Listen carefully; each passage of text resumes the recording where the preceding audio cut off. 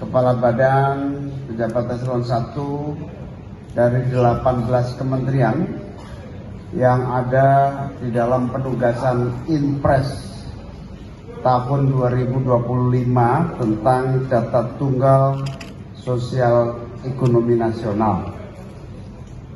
Para jurnalis, wartawan yang saya hormati, kami semua tadi melakukan rapat tingkat menteri, mengupdate dan terus menindaklanjuti perkembangan dari tugas kami semua menjalankan Inpres nomor 4 tahun 2025.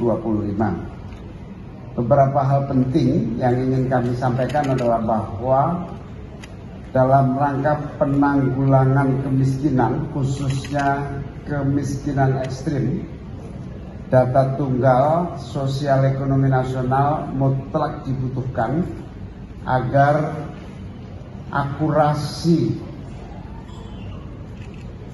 rakyat masyarakat yang dalam posisi miskin ekstrim itu betul-betul bisa tertangani dengan tepat, cepat, dan sesuai dengan target.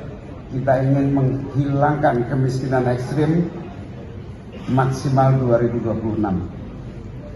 Yang kedua, dalam rangka penyempurnaan pemanfaatan data tunggal sosial ekonomi, kelengkapan, keakuratan, keamanan data, hingga updating serta persiapan membangun infrastruktur digitalnya menjadi pembahasan yang akan kita tindak lanjuti dengan langkah-langkah konkret melalui digitalisasi dan berbagai penunggalan pemanfaatan teknologi digital.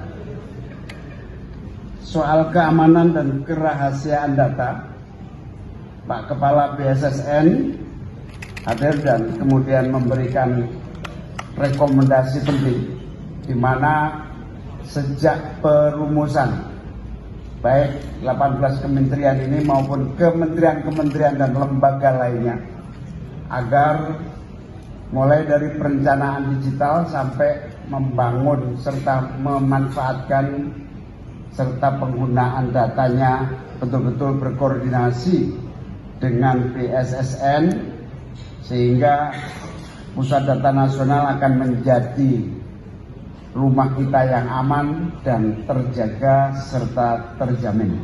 Satu aplikasi yang mudah diakses oleh masyarakat adalah Cek Bansos, di mana kalau saudara-saudari warga bangsa ini merasa punya hak untuk mendapatkan bantuan tetapi tidak mendapatkan bantuan, maka bisa melakukan komplain untuk dicek melalui Cek Bansos itu. Di situ nanti Kemensos akan mengelola dan tentu akan terus mengupdate. Intinya gini, terutama yang kita bangun solidaritas dan gotong royong seluruh warga untuk kita entaskan secepat-cepatnya adalah kemiskinan ekstrim. Sehingga data itu penting sekali. Yang kedua menyangkut apa tadi?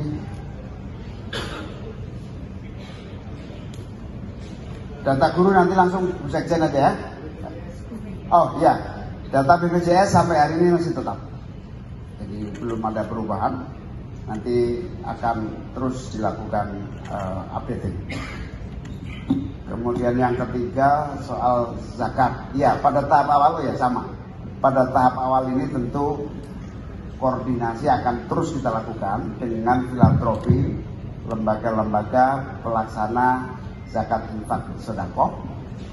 Pada akhirnya akan kita susun dan mereka semua juga sedang meminta untuk segera dibuat regulasi yang lebih jelas. Sehingga kami sedang akan menyusun RUU tentang lembaga-lembaga bantuan sosial, perlindungan sosial di bawah pelaksanaan non pemerintah. Ini juga mereka merasa sudah waktunya diberi satu regulasi yang memberi kepastian hukum, tapi tahap awal tentu dalam koordinasi yang lebih serius.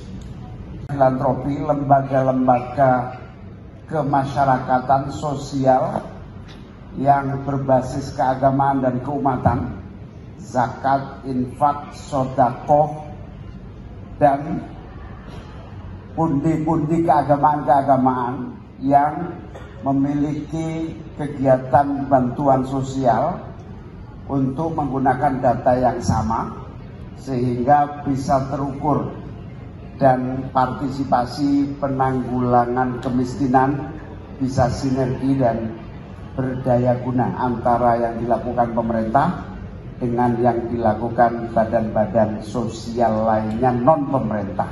Berikutnya, pemutakhiran data bisa dilakukan dengan dua jalur. Pertama, secara formal melalui birokrasi yang berjenjang dari pemerintah daerah sampai tingkat pusat, dari hierarki kepemimpinan birokrasi yang sentral sampai ke daerah.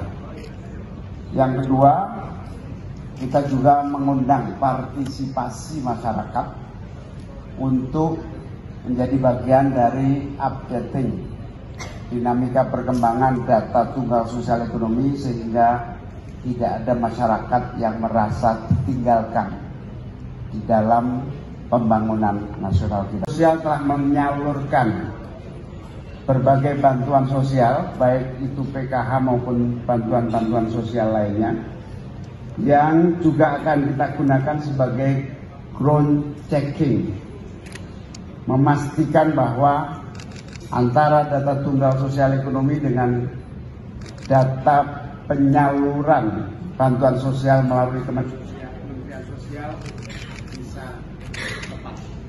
Pakai alasan efisiensi, puasa. Jadi Ibu Menteri PAN Reformasi Birokrasi juga mendorong penggunaan data elektronik secara lebih terintegrasi sehingga updating sekaligus penggunaan data-data tunggal sosial ekonomi ini bisa dilakukan sudah secara digital. Ke depan akan terus dilakukan persiapan-persiapan menuju itu. Saya kira itu pengantar dari saya, mungkin